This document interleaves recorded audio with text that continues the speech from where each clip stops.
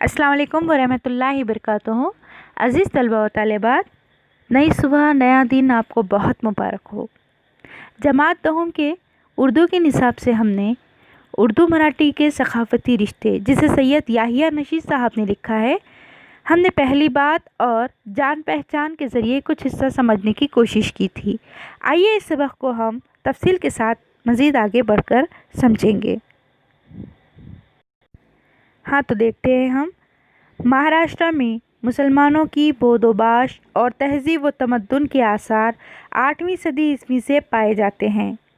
अरब ताजिर मसूदी और याकूत की किताबों में चोल और थाना में मुस्लिम बस्तियों की निशानदेही की गई है।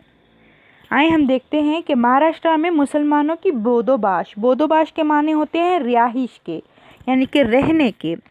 महाराष्ट्र में हमें बहुत ज़माना पहले से ही मुसलमानों के रहने का पता चलता है। उनकी तहज़ीब व तमद्दुन के आसार 8वीं सदी से मिलते हैं। ये 21वीं सदी है और हमें मालूम पड़ता है कि महाराष्ट्र में मुसलमानों की रिहाइश 8वीं सदी से रही है। अरब जो ताजिर थे, तिजारत उनका ख़ास पेशा, तो वो लोग मसूदी और याकूत की किताबों में चोल और थाना में मुस्लिम बस्तियों की निशानदेही की है। यानी अरब ताजिरों के ज़रिए यहाँ मुस्लिम बस्तियों की रिहाइश के बारे में पता मिलता है। वल्लभ राय गोविंद सुव्वम, जो कि 793 से लेकर 814 के दरमियान यहाँ रह चुके हैं, और अमोघ वर्ष जो कि 814 से लेकर 877 के दौरान दौरे हुकूमत में तो मुसलमानों में शरई उमूर की पासदारी के लिए मुसलमान नाजिम मुकर्रर किया जाता था, जिसे मुकामी ज़बान में हुनरमंद कहते थे। ये गैर मुस्लिम बादशाह मुसलमान मुजरिमों को शरीयत के मुताबिक सज़ा दिया करते थे और हरमन के इंसाफ पर तकिया किया जाता था। अब देखिए, यहाँ पर कुछ चीज़ें बताई जा रही है, आपको समझना है। यहाँ पर बताया गया कि इस ज़माने में, कब की बात है, 793 से लेकर 814 के ज़माने में वल्लभ राय गोविंद सुव्वम ये राजा हुआ करते थे, और इनके बाद अमोघ वर्ष 814 से लेकर 877 इनके ज़माने में यहाँ बताया जाता है कि इनके ज़माने में ख़ास तौर पर मुस्लिम लोगों को नाजिम बनाया जाता था। मुस्लिम नाजिम मुकर्रर किए जाते थे। मुस्लिम नाजिम मुकर्रर करने का मकसद होता था कि अगर कोई मुस्लिम बंदा कोई गलत काम करता है या शरीयत के ख़िलाफ़ कोई काम करता है या कोई ऐसा काम जो खिलाफ समाज हो, तो ऐसे वक्त में उन्हें शरीयत के एतबार से क़वानीन की रौ से, शरई क़वानीन की रौ से सज़ा दी जाती थी। तो मालूम पड़ा कि यहाँ मुसलमान काफ़ी अरसा पहले से आबाद रहे हैं। आए हम आगे बढ़ते हैं। एक बात बताई गई है इसमें, ऐसे लोग जो मुसलमान नाजिम हुआ करते थे, जो कि दरअसल हिंदू राजा महाराजाओं के मुकर्रर करदा होते थे, तो मकामी ज़बान में उन्हें हुनरमंद का नाम दिया गया है। इत्तेहाद व इत्तेफाक की बदौलत यहाँ की हिंदू मुस्लिम सकाफ़त एक दूसरे से मुतासिर होती रही और एक दूसरे को मुतासिर करती रही। इस पर मुस्तज़ाद यहाँ की रूहानी तालीम, जिसके सूते सूफ़ी संतों की खानखाहों से फूटे। देखिए, यहाँ क्या बताई जाती है बात कि इत्तेहाद व इत्तेफाक, यहाँ बहुत ख़ास बात बताई जा रही है जिसमें हमें भी समझना है। इत्तेहाद व इत्तेफाक की बदौलत, ठीक है, मुस्लिम सकाफ़त एक दूसरे से मुतासिर होती रही। एक दूसरे से मुतासिर होना यानी एक दूसरे पर इसका असर होना। मुस्लिम सकाफ़त हो या हिंदू सकाफ़त हो, एक दूसरे पर इसका असर होता रहा है और एक दूसरे को मुतासिर करती रही है। हालांकि आगे बताया जाता है कि यहाँ पर मुस्तज़ाद यहाँ की रूहानी तालीम, देखिए सबसे हटके यहाँ पर ख़ास बात क्या बताई जाती है, सबसे ज़्यादा अहम बात, मुतज़ाद के माने होते हैं ज़्यादा के, सबसे ज़्यादा के या अहम के। अहम बात है यहाँ की कि तालीम, वो भी तालीम कैसी है, रूहानी तालीम, जिसके सूते यानी कि किरणें, जिस तरह हम कह सकते हैं, जिसके फुआर हम कह सकते हैं, ये कहाँ से फूटते थे, खानखाहों से और संतों के खानखाहों से। ख़ास तौर पर उन्होंने ज़ाहिरी रंग ढंग को उजालने की बजाय बातिन को मुजल्ला किया। देखिए, बहुत गहरी बात बताई गई है।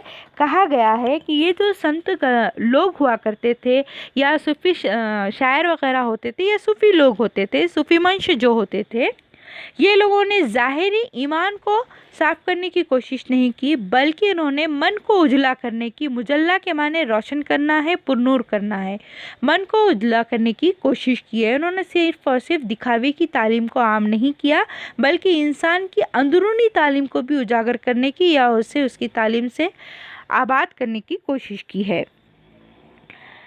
کیونکہ وہ جانتے تھے کہ ظاہری اعتبار سے تو آدمی کا مذہب الگ الگ ہو سکتا ہے، باطن میں البتہ اس کی روح ایک ہی ہے۔ اگر ہم یوں مثال لیں کہ ہر ایک کا ایک ہی ماننا ہے کہ ہر ایک کا مالک اللہ ہے، ہر ایک کا خالق اللہ ہے، بھلے وہ اپنے اپنے طریقے سے، اپنے اپنے نظریے سے خالق مالک ہو، ایشور ہو، خدا ہو، ہر ایک کو وہ کیا کرتا ہے؟ اپنی مرضی سے، اپنے طریقے سے اس کی عبادت کرتا ہے، اس کی پوجا کرتا ہے، اس کی پریئر کرتا ہے۔ لیکن بنیادی طور پر، روحانی طور پر اگر ہم دیکھیں تو اندازہ ہوتا ہے کہ سب کا ماننے کے لیے ایک ہی ایسی ہستی ہے، سب کو ماننے کے لیے جسے ہم اللہ کا نام دیتے ہیں۔ اب غیر مذہب والے اسے اپنے اعتبار سے بھگوان یا ایشور کا نام دیتے ہیں، تو کوئی اسے خدا کہتا ہے۔ بہرحال ہر ایک کا مفہوم ایک ہی نکلتا ہے بنیادی طور پر دیکھا جائے تو۔ ہندوؤں کے یہی وجہ ہے کہ یہاں خانقاہوں میں ہندوؤں کے گرد اور مٹھوں میں مسلمانوں کے مرشد آپس میں ہم رشتہ دکھائی دینے لگے تھے۔ دیکھیں، یہاں ہندو ہو یا مسلم، دونوں ایک دوسرے سے ایسے گل مل گئے کہ پتہ ہی نہیں چلتا تھا کہ ان میں ہندو کون اور مسلم کون ہے۔ اور خاص طور پر ان کے ملاپ کی یا ان کے بھروسے کی جو جگہ بتائی گئی ہے وہ ہے مسلمانوں کے لیے خانقاہوں کی جگہ، جہاں پر ہندو حضرات بھی آ کر یہاں حاضری لگاتے ہیں، جبکہ مٹھوں میں صوفی حضرات بھی جاتے ہوئے معلوم پڑتے ہیں، نظر آتے ہیں۔ تو یہ ان لوگوں کے درمیان آپسی رشتہ بہت زیادہ گہرا ہو چکا تھا۔ غرض کے مہاراشٹر میں خسروانہ جاہ و جلال اور درویشانہ فخر و حال کے مابین یگانگت اور بھائی چارے کی نشوونما ہوتی رہی، اور اس سازگار ماحول میں ہندو مسلمان ایک دوسرے کو سمجھنے اور ایک دوسرے کے عقیدوں کا احترام کرنے لگے تھے۔ دیکھیے، اس طرح کا جو سازگار ماحول تھا، سازگار ماحول سے مراد یہاں پر آپس میں ایک محبت تھی، آپس میں الفت تھی، اور سبھی کو بس اپنے ملک، اپنے قوم، اپنے مفاد کے لیے محبت قائم رکھنا لازمی تھا۔ یعنی ہر ایک کا یہی منشا تھا کہ ہمارا علاقہ ترقی یافتہ بن جائے، ہمارے علاقے میں ایک دوسرے کے لیے ہمدردی قائم ہو، لہٰذا یہاں ہر بندے نے اپنے طور پر کوشش کی تھی۔ تو یہاں دیکھیے بتایا یہ جاتا ہے کہ ہندو ہو یا مسلم، ہر بندہ یہاں پر اپنے طور پر کوشش کرتا ہے ہم رشتہ ہونے کی۔ غرض کے مہاراشٹر میں خسروانہ جاہ و جلال، کیا بتایا گیا؟ مہاراشٹر میں خاص طور پر خسروانہ، امیر خسرو کی طرف اشارہ ہے، خسروانہ جاہ و جلال اور درویشانہ فخر و حال۔ فخر و حال یعنی کہ غربت ہو یا امیری ہو، امیر خسرو کی طرف سے مراد یہاں پر شاہی انداز ہے۔ امیر خسرو تو ویسے پہلے کے بادشاہ رہے ہیں، لیکن یہاں پر خسروانہ، خسر کے معنی بادشاہ کو کہتے ہیں، شہنشاہ کو کہتے ہیں، تو یہاں ان کا شاہانہ انداز ہو یا فخر و حال ہو، یعنی کہ غریبی کا معاملہ ہو، ہر معاملے میں ایک دوسرے سے یگانگت دکھائی دیتی ہے۔ اس سازگار ماحول میں ہندو مسلمان ایک دوسرے کو سمجھتے ہیں اور ایک دوسرے کے عقیدوں کا وہ احترام بھی کرتے ہیں۔ ہم نے ایک یہاں پہلے محاورہ دیکھا تھا، تکیہ کرنا۔ تکیہ کرنے کے معنی ہوتے ہیں بھروسہ کرنا۔ تکیہ کرنے کے معنی ہوتے ہیں بھروسہ کرنا۔ آئے ہم آگے بڑھتے ہیں۔ سماجی دوریاں ختم ہونے لگی تھیں اور ثقافتی رشتے مضبوط ہونے لگے تھے۔ ایسے حالات میں زبانوں کے اشتراک اور بلا تفریق استعمال نے ان کے ادب پر بھی اثر ڈالا۔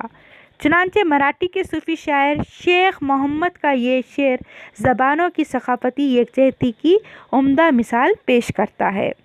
یہاں ایک بات یہ بتائی گئی کہ سماجی دوریاں ختم ہوئی۔ سماجی دوریاں ختم ہونے کی وجہ آپ سے پوچھی جا سکتی ہے۔ وجہ یہ ہے کہ خانقاہوں میں صوفی لوگ اور مٹھوں میں جو غیر مسلم لوگ ہوا کرتے تھے، وہ ایک دوسرے کے مقام عبادت پر جانے لگے، ایک دوسرے کے ساتھ محبت اور یگانگت کا معاملہ برقرار رکھے ہوئے تھے، اسی لیے سماجی دوریاں ख़त्म होती चली गई।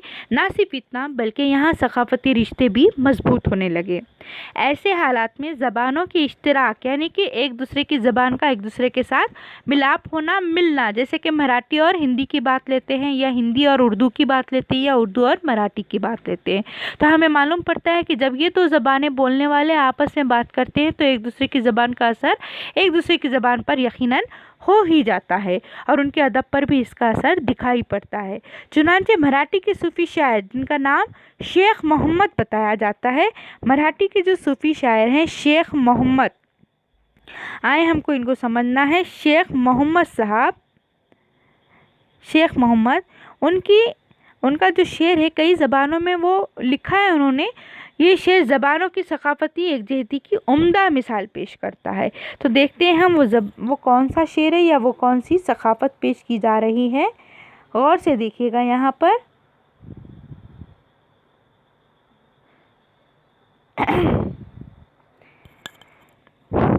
दोनों अखियाँ का एक छी देखना, गौर से आप भी देखना। दोनों अखियाँ का एक छी देखना, दुई भाषी वर नीला एक ची जाना। दोनों अखियाँ का एक ची देखना, दोनों अखियाँ का एक ची देखना, दुई भाषी वर नीला जाना। देखिए अब हम इसकी वजाहत यूँ करते हैं। यहाँ पर आप अगर गौर से देखें तो स्क्रीन पर आपको उर्दू के साथ साथ हिंदी में भी लिखा हुआ नज़र आएगा और जब हम पढ़ते हैं, जब हम इसको अदा करते हैं तब हमें मालूम पड़ता है कि ये सिर्फ उर्दू ही नहीं बल्कि इसमें तो हिंदी या मराठी भी शामिल है। आइए हम देखें। इसका मफ़हूम कुछ यूँ है कि जिस तरह दोनों आँखों से हम एक ही चीज़ देख सकते हैं उसी तरह दो ज़बानों में एक ही मज़मून बयान हो सकता है। जैसे कि अगर हम दोनों आँखों से कोई चीज़ देख रहे हैं तो आँखें तो हमारी दो है लेकिन वही एक चीज़ पर दोनों आँखों की बिनाई है या नज़र है। उसी तरह से एक ही चीज़ है लेकिन देखने के लिए आँखें दो है। तो ठीक उसी तरह से किसी एक बात को हम दो या दो से ज़्यादा ज़बानों में वजाहत के साथ पेश कर सकते हैं। और फिर शेख मोहम्मद, देखिए यहाँ पर बताया गया है शेख मोहम्मद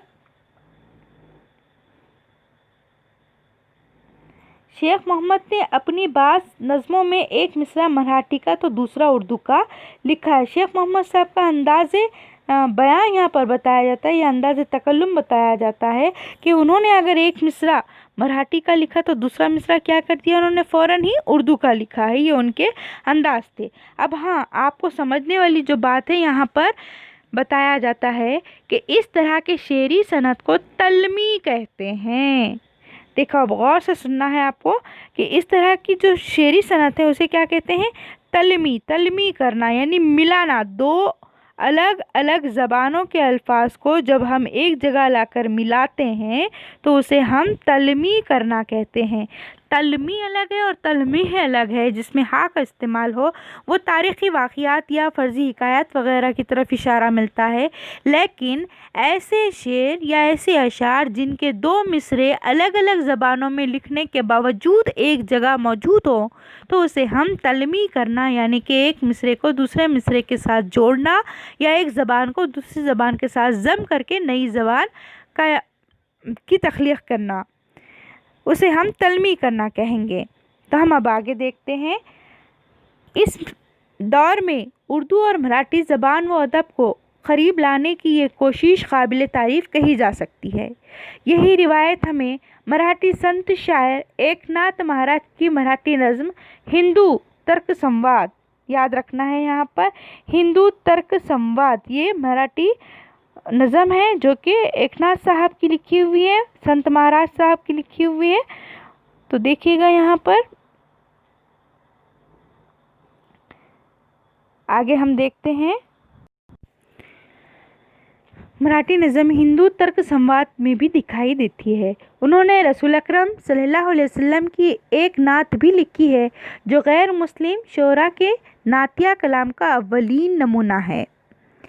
हालांकि लिखने वाले शायर एकनाथ साहब हैं। उन्होंने रसूल अकरम सल्लल्लाहु अलैहि वसल्लम पर इतनी खूबसूरत नज़म लिखी है, नात लिखी है जो कि मुस्लिम شعراء کی نعت معلوم پڑتی ہے، اور اگر ہم دیکھیں تو غیر مسلم شعراء میں ان کی یہ نعتیہ کلام کو بہت زیادہ اہمیت دی گئی ہے، اور یہ اولین نمونہ سمجھی جاتی ہے جس کو انہوں نے ترک سمواد کے طور پر لکھا ہے۔ اس طرح نفرت کی بیخونی کرنے اور تمام نوع انسانی میں بھائی چارہ اور محبت پیدا کرنے کے لیے مراٹھی کے ان سنت شاعروں نے دھرم، ذات پات اور زبان کے امتیاز و تفوق سے ہٹ کر انسانی فلاح کا رشتہ ہموار کیا ہے۔ یہاں بتایا جاتا ہے کہ نفرت کی بیخونی یعنی نفرت کی روک تھام کرنے کے لیے، اسے ختم کرنے کے لیے نوع انسانی میں بھائی چارہ، محبت جیسے جذبات کو پیدا کرنا لازمی تھا۔ اردو مراٹھی کے لیے ان سنت شاعروں نے، جو بھی سنت اور شاعر گزرے ہیں، انہوں نے دھرم، ذات پات یا پھر گروہ وغیرہ سے یہ تمام چیزوں میں امتیاز سے ہٹ کر، امتیاز نہ برتتے ہوئے انسانی فلاح و بہبود کا رشتہ ہموار کرنے کی کوشش کی ہے۔ باقی انشاءاللہ ہم آنے والے لیکچر میں ضرور دیکھیں گے۔ تب تک کے لیے اللہ حافظ۔